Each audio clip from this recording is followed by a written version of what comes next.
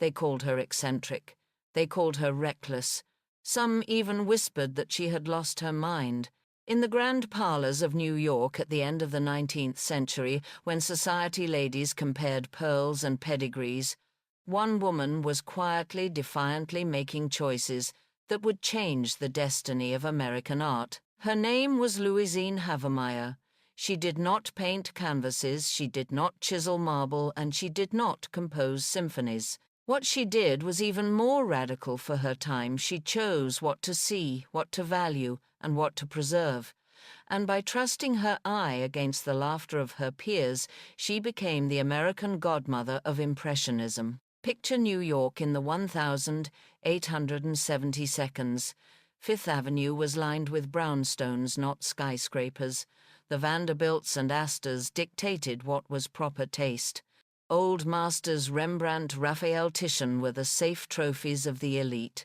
Hanging a Dutch still life or an Italian Madonna in your dining room was a guarantee of social approval. Anything newer, anything French, anything painted with quick strokes of bright color rather than meticulous detail was considered vulgar. Critics derided Impressionism as unfinished sketches. Museums shunned it.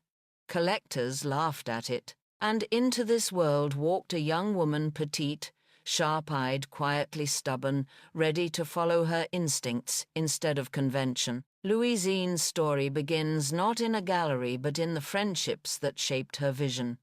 As a young woman, she traveled to Paris, where fate placed her in the orbit of Mary Cassatt. Cassatt was an American painter who had fought her way into the inner circle of Edgar Degas and the Impressionists. For Louisine, Cassatt was more than an artist. She was a guide, a mentor, a translator of a new visual language. One afternoon, Cassatt led Louisine into Degas' studio. Imagine it, the dusty air, the half-finished canvases leaning against the walls, and in the center a pastel of ballet dancers, their tutus shimmering with strokes of blue and pink. Louisine stood transfixed. The figures seemed alive, moving, breathing. It was a revelation. She later recalled that the experience changed her forever. From that moment, the seed was planted. Art could be modern, art could be daring, art could be personal. Returning to America, Louisine married Henry Osborne Havemeyer, heir to a sugar fortune. With wealth came access, but also expectation. She was supposed to build a mansion that displayed conservative taste, to host dinners under chandeliers that sparkled with old-world respectability. Instead, she filled her rooms with Degas, Monet, Manet, Renoir. Each painting was a declaration of independence. When friends arrived expecting dark portraits of Dutch burghers, they found instead luminous landscapes of haystacks, ballerinas, captured mid-spin nudes bathed in daylight. The reaction was often disbelief. Why would you spend good money on unfinished daubs, they would ask. Louisine only smiled. She was not buying for approval, she was buying for vision. Her defiance was not loud. She did not give speeches in those years. She simply persisted. She attended auctions in Paris, corresponded with dealers, and relied on Mary Cassatt's advice to identify masterpieces before they were recognized as such. While the great names of New York society hesitated, Louisine acquired. She bought Manet's Bold Woman with a Parrot. She collected Monet's shimmering seascapes. She dared to purchase a Van Gogh when most Americans had never even heard the name. The Havemeyer home became a living manifesto. Impressionism belonged not only to Paris but also to the New World across the Atlantic. Yet this was more than a matter of decoration. For Louisine, collecting art was a way of shaping cultural memory. She understood that America, a young nation hungry for identity, needed more than wealth. It needed symbols, stories, visions. By bringing Impressionism home, she was importing not just paintings, but a revolution in seeing. Quick brushstrokes, open air, fleeting light, all spoke of modern life, of immediacy, of freedom. And freedom was a word with resonance, for a woman who also supported the suffrage movement. In her salons, art and politics intertwined. A Monet might hang beside a suffrage pamphlet. A Degas might be discussed in the same breath as voting rights. Louisine was constructing a new kind of power, one that did not rely on ballots or offices, but on aesthetics and influence. Her gatherings were legendary. Imagine a winter evening in New York around 1905. Guests climb the marble steps of the Havemeyer mansion. They expect another predictable soirée of gossip and champagne. But as they enter the grand hall, they are confronted with canvases that defy their expectations. Monet's water lilies shimmer under gaslight. Renoir's portraits glow with sensual warmth. Degas' dancers seem to pirouette out of the frames. Some guests are enchanted, others horrified. Whispers ripple. This is madness. These are sketches, not art. Louisine listens, her eyes sparkling, her lips pressed in a polite smile. She does not argue. The paintings speak for themselves, and slowly, imperceptibly, they begin to win converts. It was not only about private taste. Louisine believed that great art must belong to the public. She looked at New York's Metropolitan Museum and saw a bastion of conservatism filled with heavy frames and darker centuries. The Met was reluctant to embrace the new, but Louisine thought long-term. She knew that if she entrusted her collection to the museum, she could force a shift in its identity. In letters and in quiet negotiations, she began planning for a bequest that would shock the trustees and delight future generations. At the time of her death, she would donate over 200 works, including some of the finest Impressionist paintings ever assembled. That gift did not just enrich a museum, it changed the canon of American art forever. Yet the story of Louisine Havemeyer is not only about art. It is about courage. Consider what it meant in 1900 for a woman to assert aesthetic authority. The art market was dominated by men, dealers, critics, museum directors. Women were supposed to be muses, not decision-makers. But Louisine refused that role. She did not wait for permission. She bought, she displayed, and in doing so she carved out a new space where female judgment mattered. She proved that collecting could be a form of authorship, that choosing what to preserve was as powerful as creating in the first place. Her influence rippled outward. Other women, inspired by her example, began to collect boldly. Abby Aldrich Rockefeller would later found MoMA. Gertrude Vanderbilt Whitney would establish the Whitney Museum. Each, in her own way, walked the path Louisine had cleared. They were not simply spending fortunes, they were shaping cultural legacies, and all of them owed a debt to the godmother who had dared first. But Louisine was not only an art collector, she was a suffragist. In the 1,910 seconds, as the fight for women's votes intensified, she lent her resources and her social position to the cause. She hosted fundraising events, donated works of art for auctions, and even marched in parades. Imagine the shock of polite society seeing Mrs. Havemeyer, wife of one of the richest men in America, striding down Fifth Avenue, carrying a banner demanding political equality. For her art and suffrage were two sides of the same coin. Both were about expanding horizons, challenging old hierarchies, insisting on new ways of seeing. As the years passed, her collection grew astonishing in scope. Manet's boating, Monet's haystacks, Renoir's Madame Georges, Charpentier, each was acquired, not when it was fashionable, but when it was risky. She did not buy to follow trends. She bought to set them. Critics may have sneered, but time vindicated her choices. Today, those paintings are jewels of the Metropolitan Museum, viewed by millions each year. Tourists who stand in awe before Degas's ballerinas or Monet's shimmering fields may never know the name of Louisine Havemeyer. But her eye, her courage, her persistence are the reason those works are there. Think of the courage it took to endure ridicule, to walk into an auction, raise a hand and claim a canvas everyone else dismissed as ugly, to hang it proudly in a mansion where guests rolled their eyes, to continue year after year trusting an inner compass no one else could see. That courage more than money made her collection possible. Many were rich, few were visionary. Louisine was both. Her story forces us to reconsider what it means to shape culture. We often credit the artists, the painters, the geniuses with brushes, and rightly so. But behind every revolution in art stands someone who believed enough to preserve, to purchase, to protect. Without collectors, canvases vanish. Without patrons, movements die in obscurity. Louisine Havemeyer was that believer for Impressionism in America. She carried the fragile flame across the ocean and kept it burning until the world was ready to see its light. And as we step into the galleries of the Met today, as we stand before Renoir's glowing portraits or Degas' luminous dancers, we are not only encountering French genius, we are encountering the quiet will of an American woman who refused to be told what was valuable. She wrote her own canon. She bent a museum to her vision.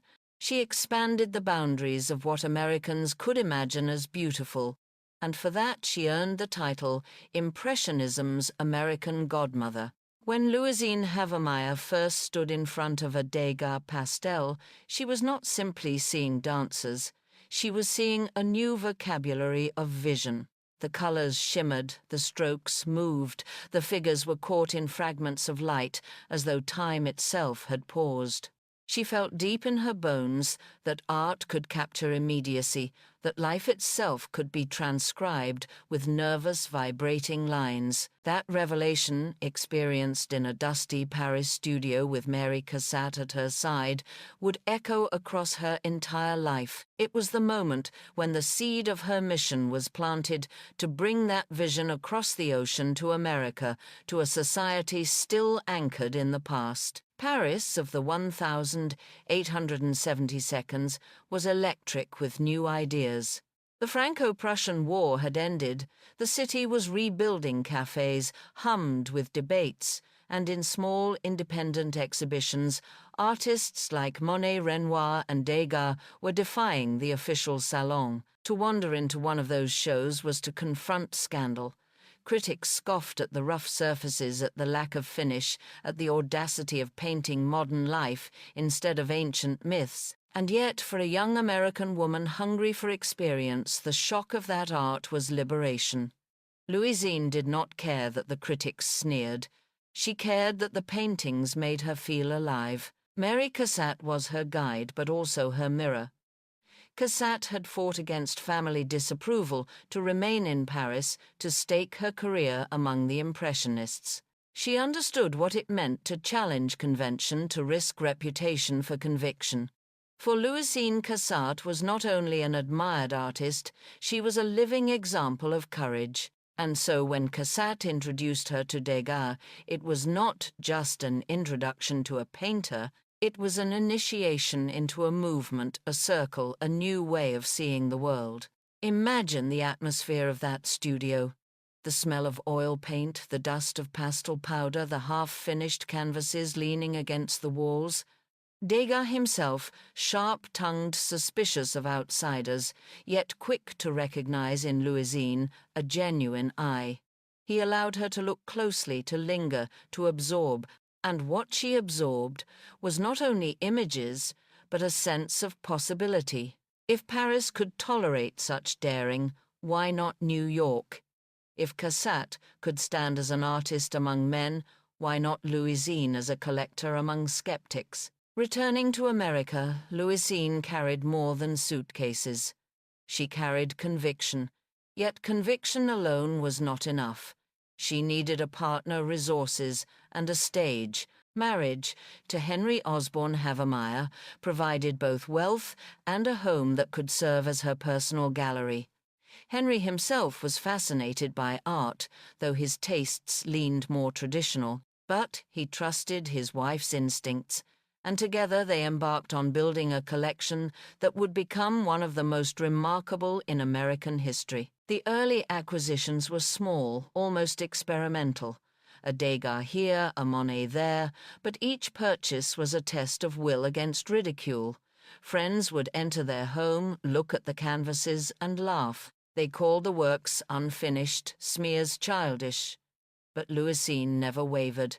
She knew what she saw, she knew the truth of her own eyes, and with each year her confidence deepened. She became not only a buyer but a student, reading, studying, conversing with artists and dealers, sharpening her vision. Consider one example, Manet's Woman with a Parrot.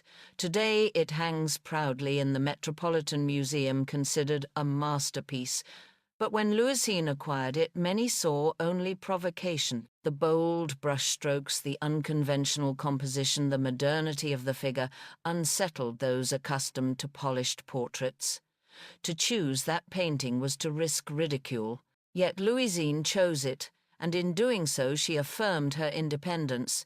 She was not collecting for applause. She was collecting for the future. Her partnership with Mary Cassatt continued to shape her choices. Cassatt advised her on which works to pursue, which dealers to trust, which risks were worth taking. Through Cassatt, Louisine gained access to circles of artists and opportunities closed to most Americans. It was Cassatt who urged her to buy a series of Degas pastels when no one else wanted them. It was Cassatt who introduced her to Monet's early landscapes. And it was Cassatt who reassured her, when the whispers of disapproval grew loud, that history would vindicate her. The Havemeyer home soon became a place of pilgrimage for those curious about modern art. Guests would arrive expecting old masters, and instead find themselves surrounded by shimmering fields, ballerinas, portraits lit with natural light. Some recoiled, others were intrigued, but all were forced to confront the new. In this way, Louisine turned her private rooms into public stages. Every dinner party was an exhibition, every salon was a battlefield of taste, and she relished it, for in each conversation, in each gasp of disbelief, she saw the slow turning of the tide. But Louisine's vision was not confined to art alone. She was deeply aware of the broader currents of her time. Industrial wealth was transforming, America's cities were expanding, social hierarchies were being questioned, and women long confined to parlors and drawing rooms were beginning to demand voices in politics. Louisine saw in art a parallel struggle. Just as Impressionism challenged the dominance of academic painting, so too did suffragists challenge the dominance of patriarchal power. In her mind, to support one was to support the other. To hang a Monet in her dining room was an act of rebellion just as surely as marching with a suffrage banner down Fifth Avenue. Her involvement in the suffrage movement deepened as the years passed. She hosted fundraisers in her home, leveraging the allure of her collection to draw donors. She lent paintings for exhibitions whose proceeds supported suffrage campaigns. She even donated works to be auctioned, turning art into political capital. And when the time came to march, she marched. The sight of Mrs. Havemeyer clad in fur and silk, carrying a banner for women's rights, was both shocking and inspiring. She embodied the fusion of wealth, art, and activism. She was proof that culture and politics were not separate spheres but intertwined struggles for recognition. Her children, too, grew up amid this atmosphere of conviction and daring. They learned to value not the safe choice, but the bold one. They absorbed their mother's lesson that to trust one's vision, even against the crowd, was the essence of integrity. And in later years they would continue her legacy, supporting institutions and causes that reflected her spirit. By the early 20th century, the Havemeyer collection was vast. Renoirs and Manets hung alongside Monets and Degas. Each canvas represented a battle won, a risk taken, a conviction proven. Critics began to soften. Younger collectors, inspired by Louisine's courage, started to follow her lead. The ridicule of the 1,880 seconds gave way to the admiration of the 1,910 seconds. And yet, Louisine never allowed herself to become complacent. She continued to acquire, to champion, to expand. But perhaps her most radical act was not the collecting itself, but the decision of what to do with it. She could have passed the works to her heirs, ensuring her family remained surrounded by masterpieces. She could have sold them, turning art into capital. But she chose another path. She chose to give them away, to entrust them to the public, to reshape the destiny of a museum. The Metropolitan Museum of Art in those days was cautious. Its trustees favored the old masters, the safe investments of cultural capital. Impressionism was still suspect. But Louisine saw the opportunity to transform the institution from within. She began discussions about a bequest that would deliver at her death over 200 works of modern art. It was a Trojan horse of beauty. Once inside the Met, Impressionism could no longer be ignored. It would become part of the canon, part of the story America told itself about art. And that was exactly what happened. Her gift altered the Met forever, ensuring that generations of Americans would grow up seeing not only Rembrandt and Raphael, but also Monet and Degas as indispensable masters. To understand the scale of this transformation, consider the numbers. At the time of her bequest, Impressionism was still being debated in academic circles. Many museums had none. But thanks to Louisine Havemeyer, the Met suddenly possessed one of the richest collections of Impressionism outside France. Scholars had no choice but to study it. Visitors had no choice but to encounter it.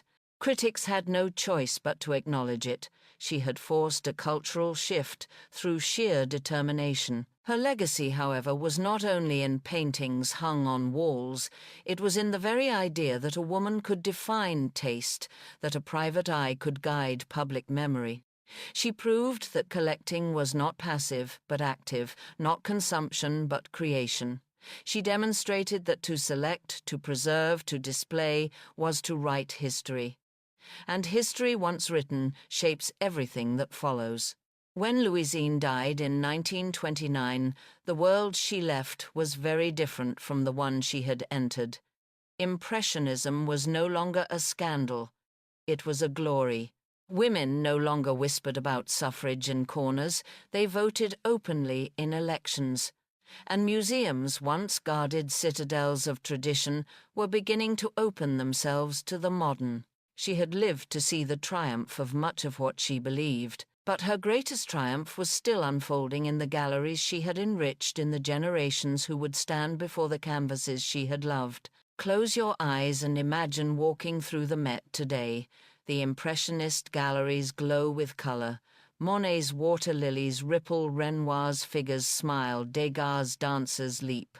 You are surrounded by beauty that once was scorned. And if you listen closely, you can almost hear the whisper of a woman's conviction. Trust your eye. Follow your vision. Do not be afraid. That whisper is the voice of Louisine Havemeyer, the godmother who gave America its first true taste of Impressionism. The story of Louisine Havemeyer's collecting is not just a tale of taste, it is a drama of decisions, each purchase a gamble that revealed as much about her courage as it did about her wealth.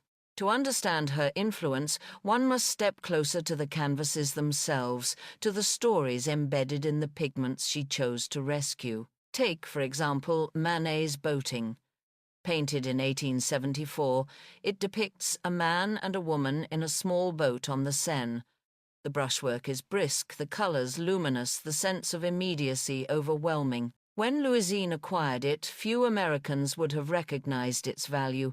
To them, it was too casual, too unfinished, too French. Yet she saw in it a radical new approach, life captured as it happened, sunlight flickering on water, figures caught in a moment of leisure rather than posed in stiff grandeur. To hang boating in her home was to declare allegiance to the modern. Today, visitors to the Metropolitan Museum gaze at that very canvas, scarcely aware of the risk once taken to bring it across the Atlantic.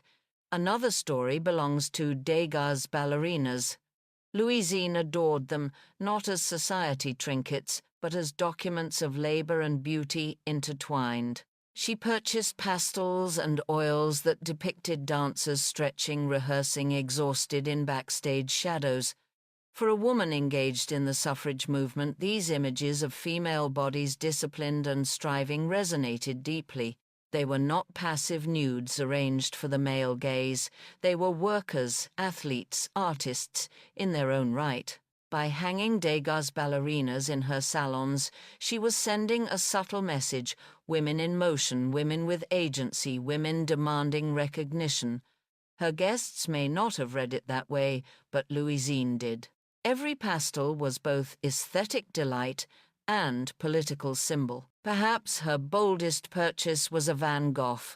At the time, Vincent was barely a name, a tragic figure who had died in obscurity. Dealers practically begged collectors to take his canvases, and most refused. The colors were too violent, the forms too crude, the emotions too raw. But Louisine trusted her instinct. She acquired a Van Gogh landscape, its swirling sky and trembling earth vibrating with intensity. Friends mocked her. "Why hang madness on your walls?" they asked. But she refused to yield. Decades later, when Van Gogh was hailed as a genius, her prescience was undeniable. She had seen through the ridicule to the brilliance beneath. That was her gift, an eye unclouded by fashion, sharpened by conviction. The acquisitions were not without conflict. Within the Havemeyer household, debates sometimes flared. Henry Osborne Havemeyer, while supportive, often preferred old masters and Asian art, which he collected avidly. Their mansion on Fifth Avenue became a patchwork of tastes: Rembrandts in one room, Japanese ceramics in another, Impressionists glowing in yet another.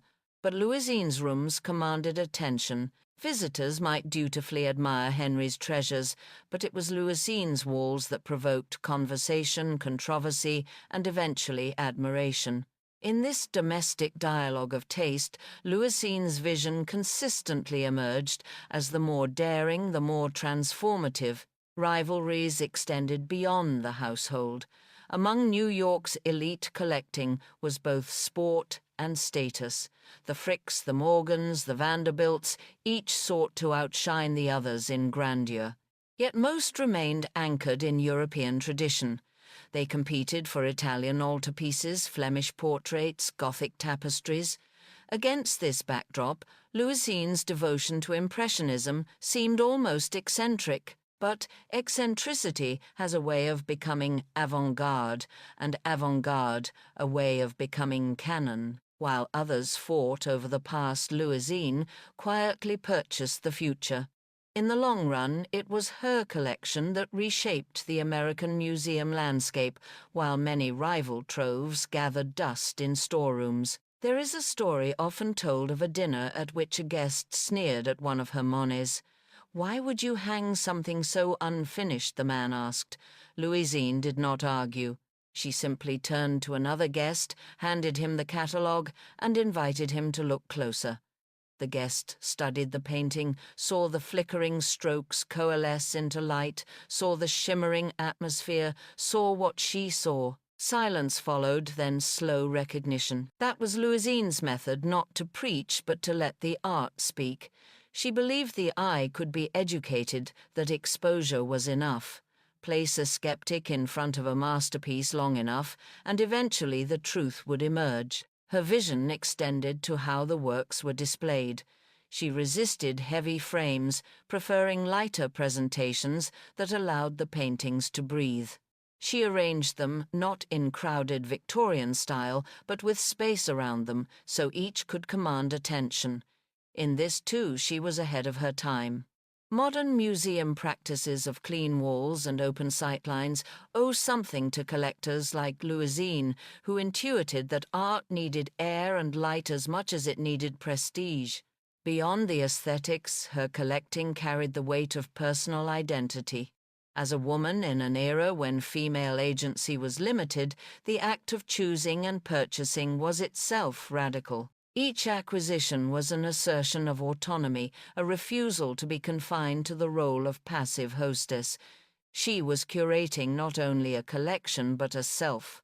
Through Manet, Monet, Degas, she declared who she was: independent, modern, fearless. To walk through her galleries was to walk through her mind, to see the world as she insisted it be seen. The ripple effects were profound. Younger women entering society in the early 20th century looked to Louisine as an example. If she could defy ridicule and shape a museum, why couldn't they? Abby Aldrich Rockefeller, for instance, would later co-found the Museum of Modern Art, championing artists like Picasso and Matisse. Gertrude Vanderbilt Whitney would establish the Whitney Museum dedicated to living American artists. Both were heirs to fortunes, but both needed precedent to justify their boldness. Louisine provided it. She had shown that a woman could be more than a socialite. With expensive taste, she could be a cultural architect. The connections between these women were not accidental. They moved in overlapping circles, attended the same events, whispered in the same salons.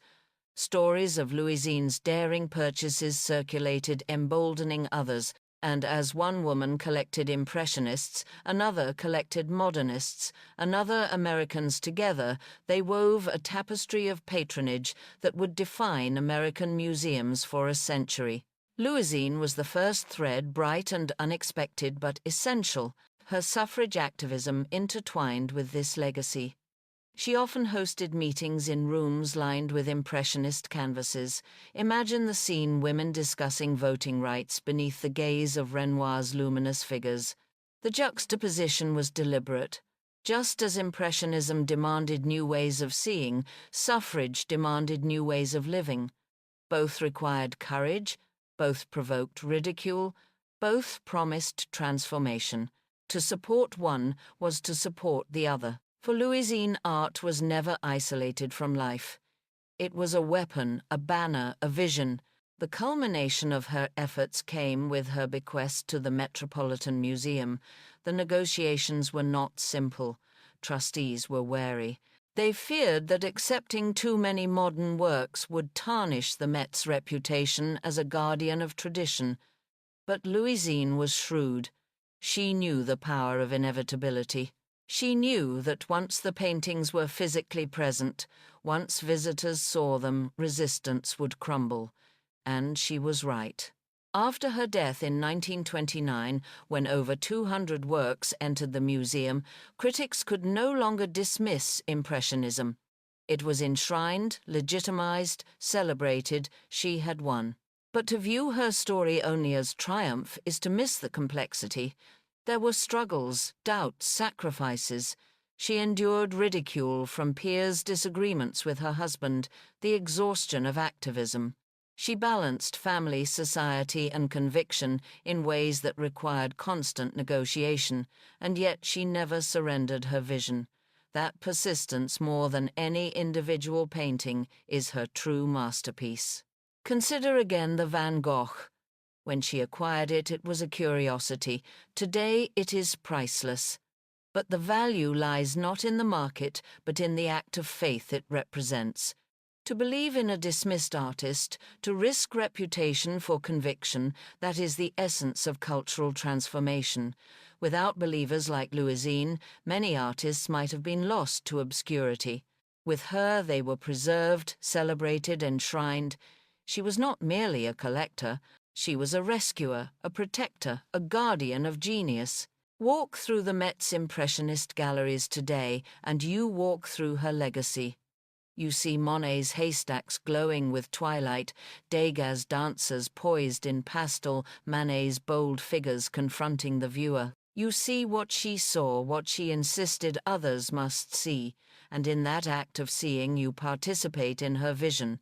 You confirm her instinct, you honor her courage. Louisine Havemeyer remains a paradox, a society woman who defied society, a wife who outshone her husband in cultural influence, a collector who became an artist of taste, a philanthropist who gave away her greatest treasures. She lived at the intersection of wealth and conviction, and she used that intersection not for vanity, but for vision.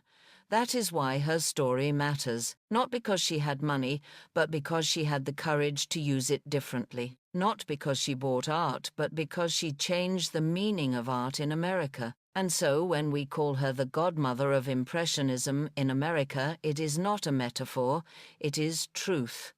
She midwifed a movement across an ocean, nurtured it in hostile soil, and ensured its survival for generations to come. She was in every sense a godmother, protector, guide, advocate, believer.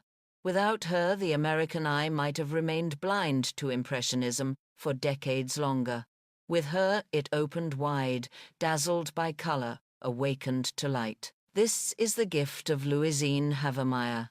A gift not only to museums, not only to artists, but to all of us who stand in front of a canvas and feel something stir. That stirring, the quickening of the heart, the sudden recognition of beauty is the echo of her vision. It is her whisper across time, trust your eyes, even when the world laughs. For the world will catch up, and when it does, it will thank you. Ridicule is a burden most people will bend under. For Louisine Havemeyer, it became fuel. In the salons of New York, whispers followed her like perfume. She had married into one of the great fortunes of the sugar empire, but instead of using that fortune to buy respectability, she used it to purchase controversy. Each new Impressionist canvas she brought home was greeted with scorn by many of her peers. They muttered that she was naive, that she had been duped by crafty French dealers, that her walls looked like a child's sketchbook rather than a gallery. But Louisine never flinched. She understood something they did not, that ridicule is the shadow cast by innovation. If no one laughs, you are not ahead. There were evenings when the pressure grew heavy. She would receive guests in her mansion, lead them into her drawing room, and unveil a new acquisition. The gaslights would glow, the canvas would shimmer, and almost without fail someone would scoff.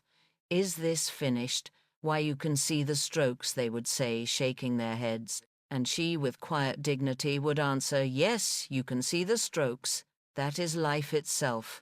She believed that a painting that revealed the hand of the artist was more honest, more alive than a polished imitation of the past. It was not imperfection, it was truth. Her persistence brought her into conflict, not only with society, but with institutions.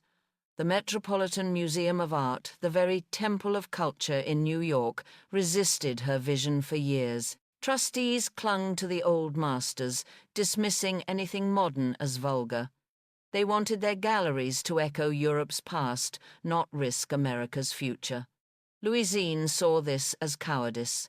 She spoke openly in private letters describing the Met as timid, unwilling to lead, but she was patient. She knew time was on her side. She knew that the museum's conservatism would crumble under the weight of her eventual bequest. Every purchase she made was an investment, not only in art, but in inevitability. The ridicule extended beyond art. When she lent her name and her resources to the women's suffrage movement, the whispers sharpened into outright hostility. Society could forgive eccentric taste, but a woman of her station marching in the streets demanding the vote, that was scandal. And yet Louisine embraced it. She had learned through art that ridicule precedes acceptance, and she applied the same lesson to politics. If they laughed at her banners, so much the better. It meant she was striking at the roots of their complacency. Picture the scene, New York, 1913. A suffrage parade winds down Fifth Avenue. Among the marchers, dressed not in rags but in finery, is Mrs. Havemeyer. Her gloved hands grip a banner, her chin lifted, her stride purposeful. Onlookers gape, Some jeer, others cheer, but all are forced to confront the sight, wealth, and privilege aligned with rebellion. The newspapers print her name. For days afterward, society columns buzz. She has crossed a line, but Louisine does not care. She knows that visibility is power, that every shocked gasp is another crack in the wall of resistance. Her home became a headquarters for suffrage as much as for art. Meetings were held under the gaze of Renoirs and Monets. Fundraisers were planned beneath Degas' ballerinas. Activists strategized in rooms glowing with Impressionist light. The connection was deliberate. She wanted her guests to see that just as art could challenge convention, so could politics. Just as new forms of beauty demanded acceptance, so did new forms of equality. In her house, the two revolutions mingled, each giving strength to the other. Not everyone approved. Some of her own acquaintances withdrew, scandalized by her activism. Invitations to certain dinners ceased to arrive. Whispers of disapproval turned to cold shoulders. Yet for every friend she lost, she gained another drawn to her courage. Artists, activists, thinkers, those who valued conviction over conformity, found in her a kindred spirit. Her circle shifted, but it did not shrink. It became sharper, bolder, truer. The ridicule took its toll at times, but it also brought clarity. Louisine understood that approval was fickle, but conviction was permanent. She chose conviction. She believed that history would vindicate her, just as it had vindicated the artists she championed, and she was right. Within her lifetime, women won the vote in the United States. Within her lifetime, Impressionism went from scorned to celebrated.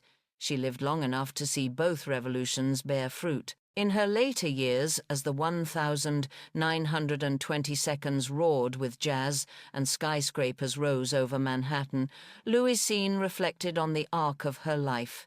She had been a young woman in Paris when Impressionism was born. She had been a pioneer collector when New York dismissed it.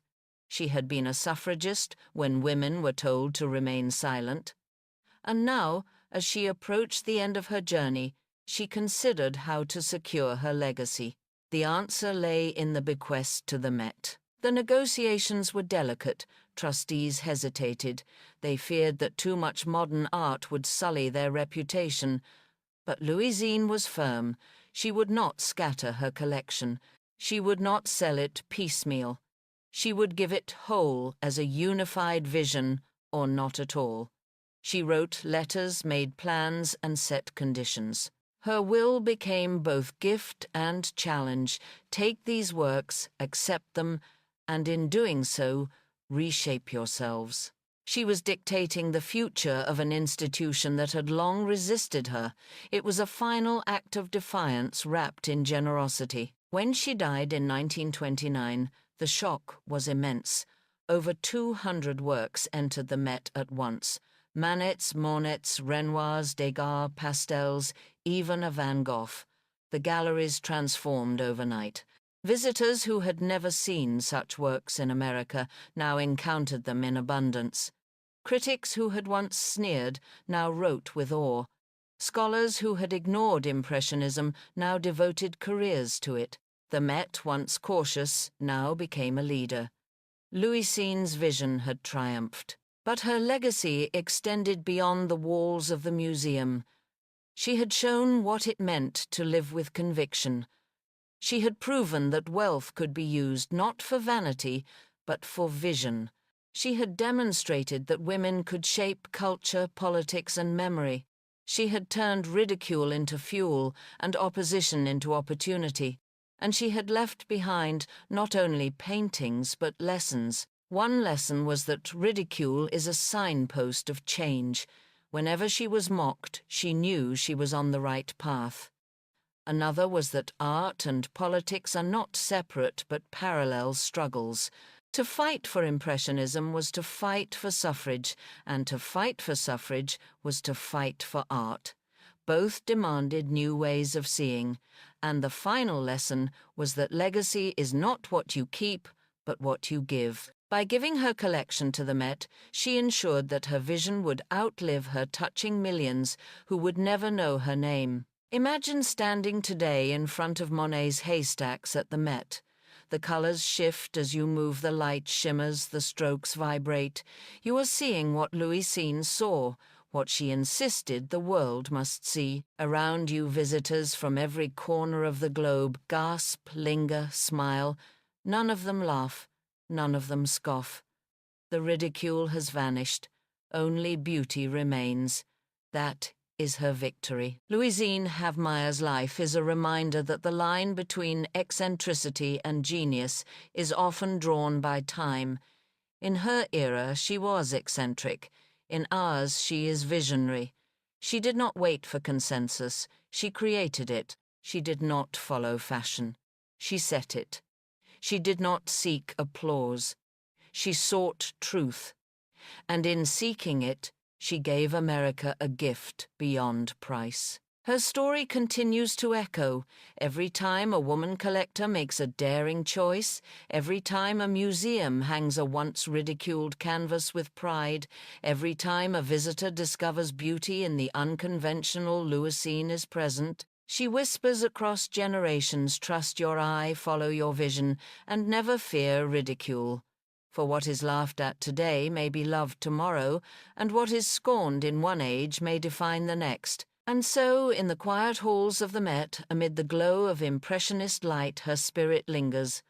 Not in marble statues or gilded plaques, but in the living pulse of color, the trembling of brushstrokes, the shimmer of light on canvas. That is her memorial. That is her triumph. That is the legacy of the godmother of Impressionism in America. When the doors of the Metropolitan Museum opened in the months following Louisine Havemeyer's death, New Yorkers stepped into rooms transformed. Walls that had long been sober with Dutch still lifes and Italian Madonnas now blazed with color and movement. Manet's confident brushstrokes confronted visitors. Renoir's luminous figures smiled from gilded frames. Monet's landscapes shimmered with changing light. Degas' ballerinas, once dismissed as scribbles, now danced in pastel brilliance. For the first time in America, Impressionism had a temple, and the priestess of that temple, though absent, was present in every stroke Louisine Havemeyer. The shock was immediate. Critics who had once written with disdain now wrote with awe. Newspapers printed photographs of the new galleries, describing them as revelations. Visitors flocked in unprecedented numbers. Some came curious, some skeptical, some still muttering about unfinished daubs. But once confronted with the sheer beauty, the skepticism melted. Standing in front of Monet's haystacks, watching the colors shift in the light of the museum's skylights, even the most conservative viewer could not deny the power. What Louisine had insisted upon in her lifetime was now undeniable. These works were masterpieces. The transformation of the Met was more than aesthetic, it was institutional. By accepting her bequest, however, reluctantly, the trustees had acknowledged that the canon of art could expand. They had surrendered to inevitability, and in doing so they changed the trajectory of American museums. No longer could directors dismiss Impressionism as a fad. No longer could collectors ignore its value. The godmother had forced their hand. Her will had reshaped their will. In those first months, the public reaction was electric. Families strolled through the galleries, children tugged at their parents' sleeves, pointing at the dancers, the boats, the gardens. Teachers brought students, eager to show them a new vision of beauty. Artists themselves lingered studying brushstrokes, absorbing lessons from masters they had never before seen in person. The galleries became classrooms, sanctuaries, stages, and always hovering unseen was the presence of Louisine, the woman who had made it possible. For the Met, the bequest was a rebirth. Before, it had been respected but stayed, a guardian of the past. After, it was vibrant, modern daring.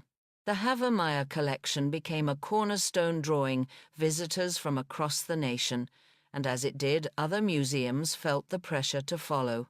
the Art Institute of Chicago, the Museum of Fine Arts in Boston, and eventually the newly founded Museum of Modern Art all expanded their collections of Impressionist and modern works. A ripple had become a wave, and at its center was a woman who had once been mocked for her eccentric taste. The irony was rich. For decades she had endured ridicule. Now she was celebrated as a visionary. Critics who had once scoffed now praised her courage. Collectors who had once avoided her rooms now envied her foresight. The same society that had whispered behind her back now spoke her name with admiration. Time had turned scorn into reverence. History had vindicated her eye. Her influence extended far beyond the Met. Consider Abby Aldrich Rockefeller.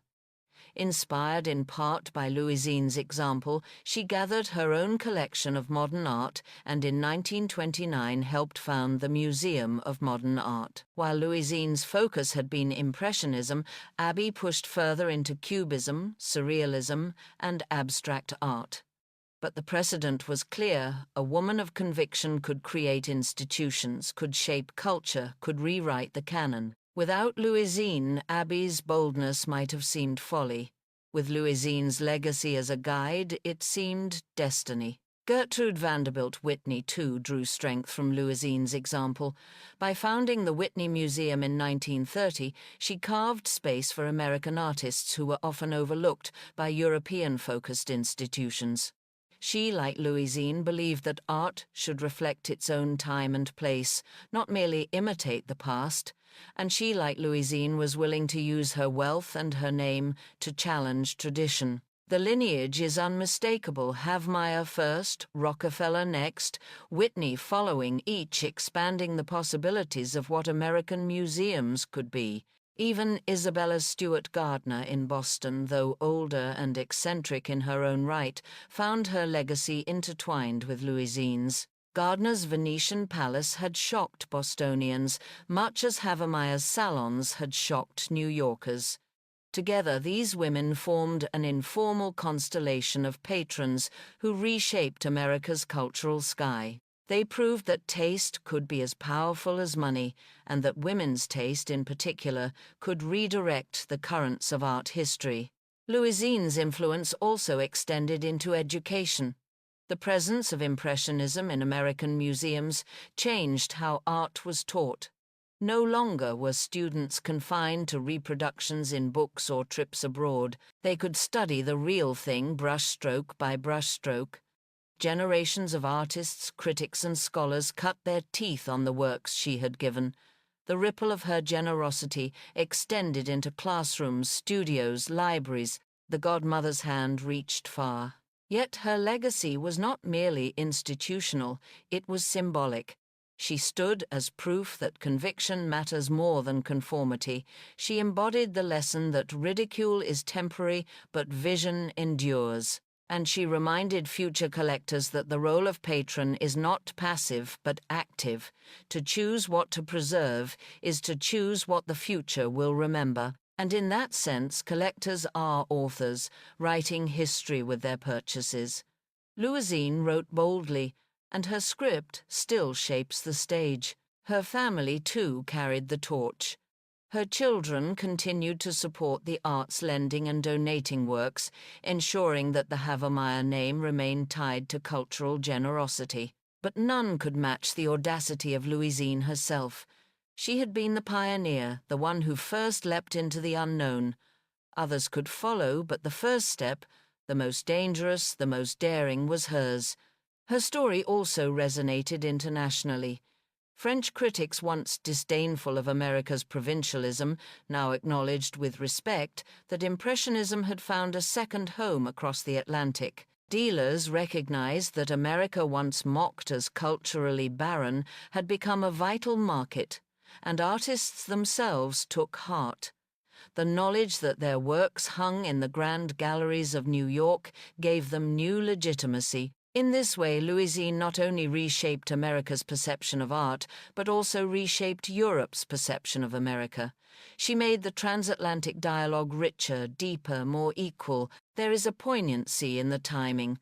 Louisine died in 1929, the very year the stock market crashed, ushering in the Great Depression. In the midst of economic despair, her bequest brought beauty. While fortunes crumbled and banks failed, visitors to the Met could find solace in shimmering canvases. The gift of art became, in those dark years, a gift of hope. People who could no longer afford luxuries could still walk through galleries and feel uplifted. Her generosity extended beyond culture. It became spiritual sustenance. As decades passed, her name faded somewhat from public memory, overshadowed by the artists she had championed and by newer patrons who followed. But in scholarly circles, in the quiet acknowledgments of curators, in the footnotes of catalogues, her presence remained.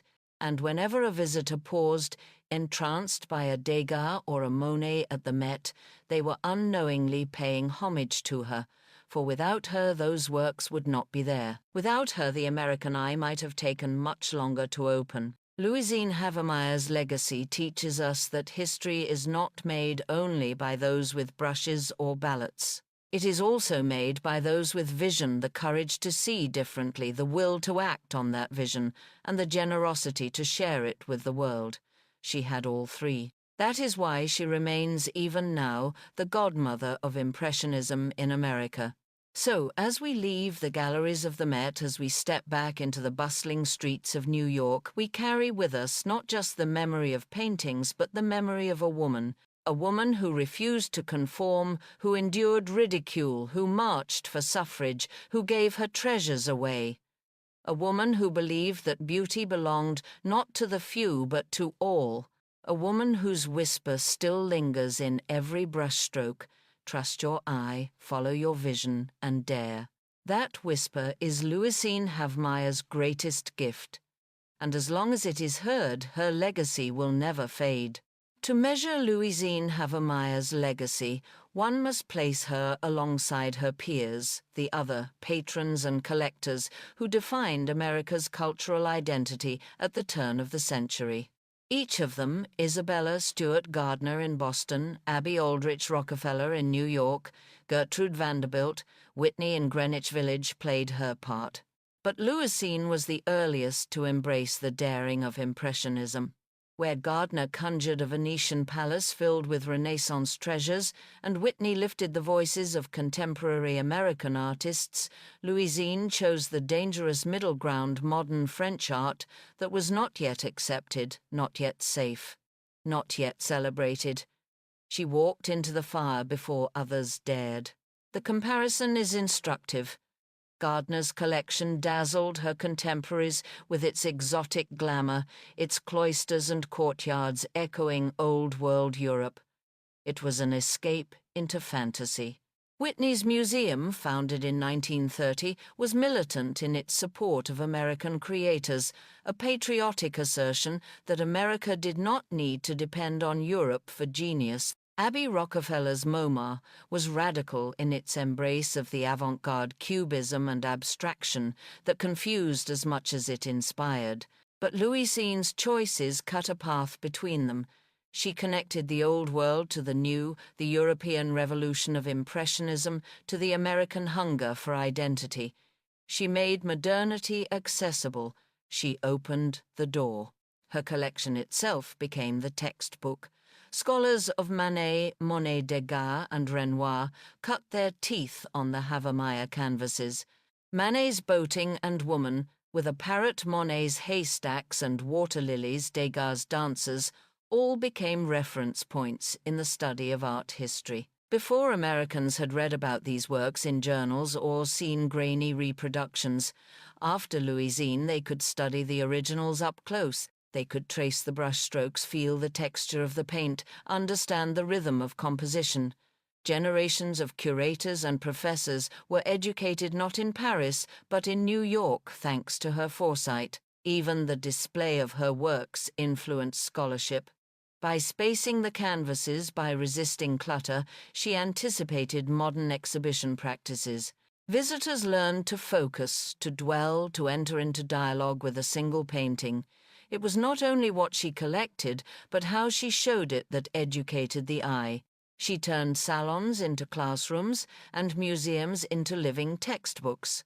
And through this, she shaped not only taste, but method. Her story also illuminates the philosophy of collecting. For Louisine, collecting was not consumption, it was authorship. She was not merely accumulating pretty things, she was writing a narrative about what mattered. Each purchase was a sentence, each room a paragraph, the collection a book. The theme of that book was courage, courage to see differently, courage to insist, courage to endure laughter. Collecting in her hands became creation.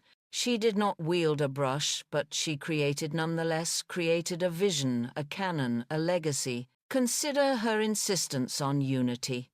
Many collectors dispersed their holdings in auctions at death, scattering treasures across continents. Louisine refused. She wanted coherence. She wanted the story intact. By bequeathing her collection whole, she preserved not only paintings but meaning. The Met did not receive a random assortment, it received a vision crystallized. That integrity is why her influence endures. A scattered legacy fades. A unified legacy teaches. The Havemeyer collection also pushed the Met to confront its identity. Until then, it had seen itself as a custodian of European tradition, a monument to the old masters. By accepting Louisine's bequest, it had to admit that modernity belonged as well. That acknowledgement transformed it from a museum of the past into a museum of continuity, bridging centuries rather than preserving only the safe. In this sense, Louisine not only added to the Met, she redefined it. Her example also reframed the role of women in cultural life. In the late 19th century, women were often seen as guardians of domestic taste, arranging furniture, choosing wallpapers, selecting decorative objects. Louisine exploded that narrow role. She demonstrated that women could define public taste, shape institutions, and influence scholarship. She extended the feminine eye from the parlor to the museum. In doing so, she challenged the hierarchy of authority. If a woman could decide what hung in the Met, what else could she decide? If she could write art history, why not political history? Her activism for suffrage was not separate from her collecting, it was its logical extension. There is another layer to her story, one less often discussed, the interplay of wealth and vision. Many wealthy individuals collected art. Most sought social approval, the safe purchases that would impress guests. Louisine inverted that logic. She used her wealth not to conform, but to rebel. She turned privilege into subversion. In this, she demonstrated the moral dimension of collecting. Money could reinforce convention, or it could challenge it. She chose challenge. Her wealth became not an ornament, but a weapon wielded in defense of new beauty and new rights. This philosophy resonates across time. Today, collectors continue to face choices to buy what is fashionable or to risk on what is ridiculed, to hoard or to share, to decorate or to educate. Louisine's example urges the second path: risk, share, educate. She whispers to every collector, trust your eye, not the market. Think of the future, not the applause. Give, do not hoard. In this sense, her influence extends not only backward into history, but forward into the present. The resonance deepens when one considers the fragility of art. Paintings can be lost, destroyed, forgotten. Without champions, movements vanish. Impressionism itself might have languished in obscurity had it not been for believers like Louisine. Her decision to buy, to preserve, to display was an act of rescue.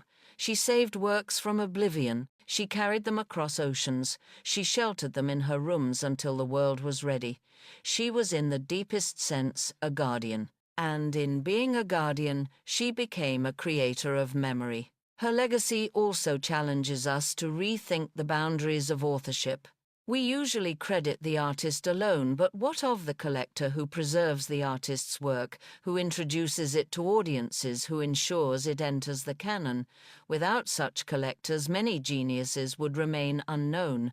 In this way, collectors are co-authors of history. They do not create the artwork, but they create its destiny. Louisine was such a co-author. Her script was bold, her chapters enduring, her impact indelible. As the years pass and new patrons arise, her figure grows clearer in retrospect. She stands at the dawn of modern collecting in America, a solitary figure, walking into ridicule and emerging triumphant. Others built museums, others collected daringly, but she was the first to bridge European modernity and American destiny. That pioneering step is why she deserves the title Godmother. She did not merely support, she nurtured, protected, and delivered. And so her story invites reflection on what it means to be a godmother. In families, a godmother is entrusted with guidance, protection, and legacy. She is not the parent, but she ensures the child's survival. Louisine played that role for Impressionism. She was not the painter, not the creator, but she ensured survival. She guided the movement across the Atlantic, protected it in hostile soil, and delivered it to maturity in American museums. That is why the title is not metaphor, but truth. Today, when visitors stand in the Impressionist galleries of the Met, they encounter not only art, but memory. They see brushstrokes, but they also feel conviction. They walk through colors, but they also walk through courage. And though many will never know her name, they are participants in her vision. They are the heirs of her will. They are the children of the godmother. Louisine Havemeyer's story is thus more than biography. It is parable. It teaches that conviction matters more than approval, that ridicule is often the price of vision, that generosity is the ultimate legacy. It teaches that women can and must shape culture, that wealth can be used for rebellion, that collecting can be authorship, and it leaves us with a question: when the world laughs at what you see, will you trust your eyes as she did? The answer defines not only collectors, but all of us. For each of us in our own lives faces ridicule when we choose differently. Each of us must decide whether to conform or to trust our own vision. Louisine Havemeyer whispers across time: trust it. Dare. The world will catch up. That whisper, more than any canvas, is her greatest masterpiece. In the final years of her life, Louisine Havemeyer often walked slowly through her rooms, pausing before the canvases she had fought so hard to collect. The mansion on Fifth Avenue had become more than a home. It was a living museum, a battleground of ideas, a sanctuary of conviction. She would stop before a Monet watching the flicker of light captured decades earlier, and she would remember the ridicule. She would linger before a Degas pastel, its dancers frozen in perpetual rehearsal, and she would remember the thrill of discovery in Paris when Mary Cassatt had first opened her eyes. She would touch the gilded frame of a Renoir portrait and think of the years when friends had scoffed at such unfinished daubs.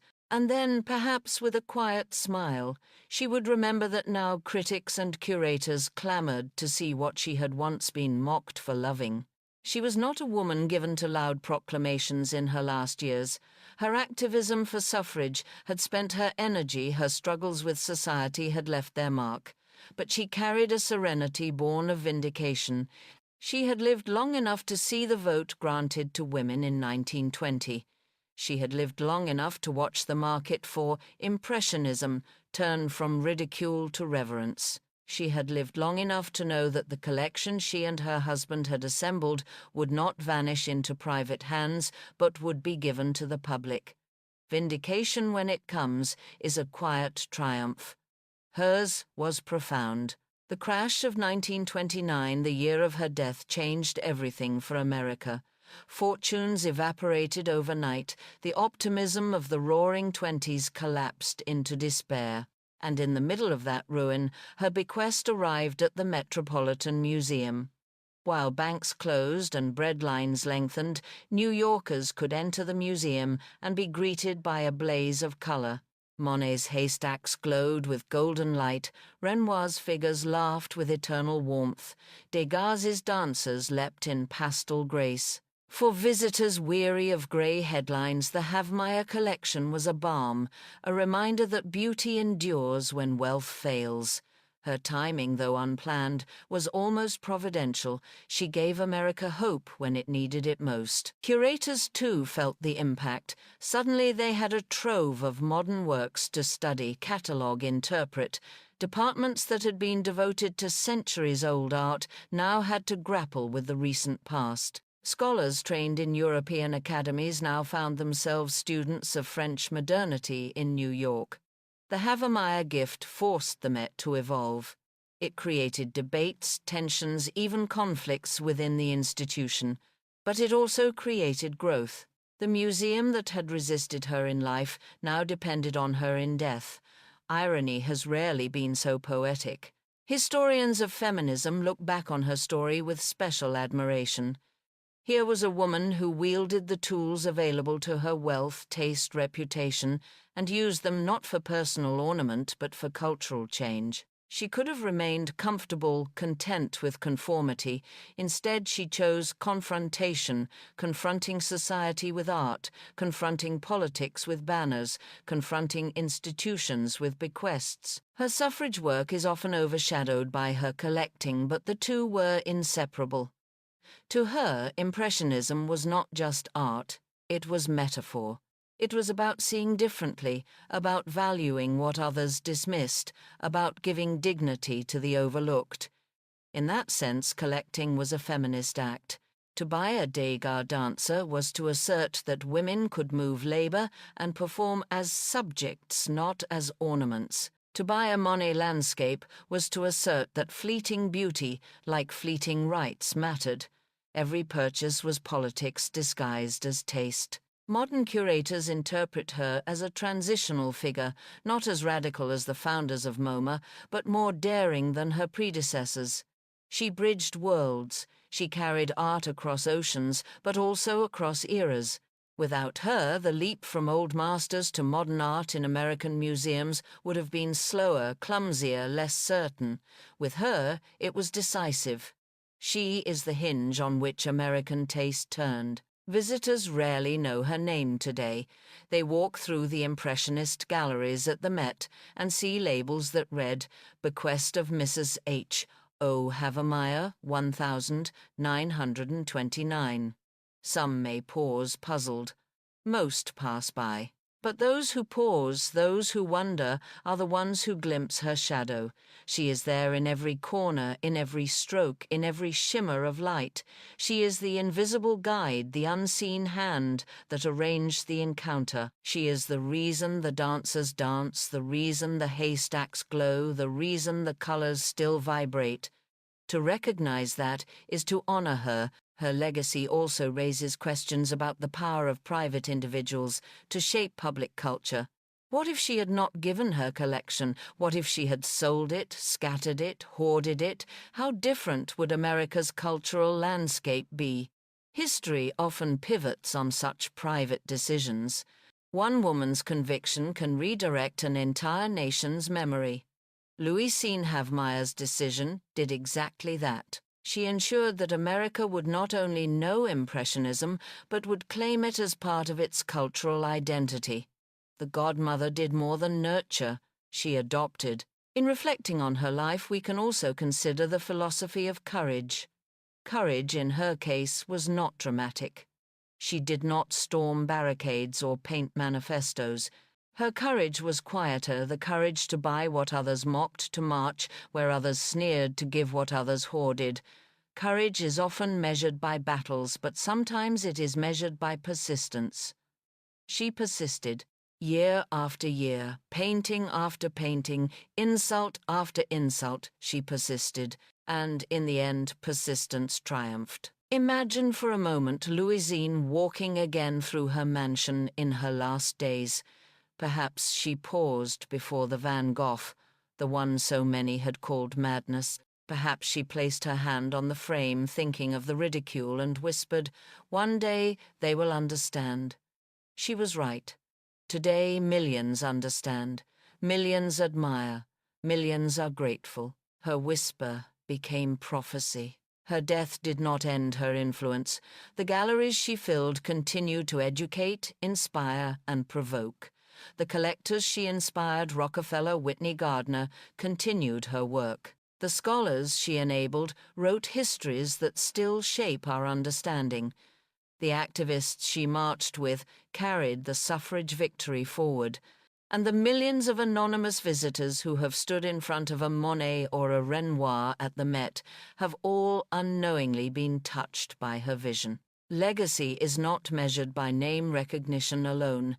It is measured by impact, and hers is immeasurable. There is, too, a poetic symmetry in the title she now carries, Godmother of Impressionism in America. It is a title she never claimed for herself, but one history has bestowed. It captures her role perfectly. She was not the mother, the artists were the mothers and fathers of Impressionism. She was not the child, the movement did not originate in her. She was the godmother, the one who ensures survival, who provides protection, who stands in when needed, who guides from the shadows. She was the guardian, and in being the guardian she became essential. As we close her story, imagine walking once more into the Met. You step into the Impressionist galleries. The light is soft, the colors shimmer. You pass from Monet's lilies to Renoir's portraits to Degas' dancers. Around you, people murmur, point, smile. Children gaze wide-eyed. Tourists snap photographs. Scholars take notes. Life flows through the rooms. And in every canvas, in every gaze, in every heartbeat of admiration, Louisine Havemeyer lives. She is present, not in flesh, but in vision. She is there whispering still, trust your eye, follow your vision, dare. And when you leave the museum, when you step back into the noise of Fifth Avenue, carry her whisper with you, for her lesson is not only about art, it is about life. It is about daring when others laugh, persisting when others doubt, giving when others hoard. It is about trusting yourself when no one else will. That is the true masterpiece of Louisine Havemeyer, not the paintings she bought, but the courage she embodied, not the collection she gave, but the conviction she lived. That is why she remains now and forever the godmother of Impressionism in America.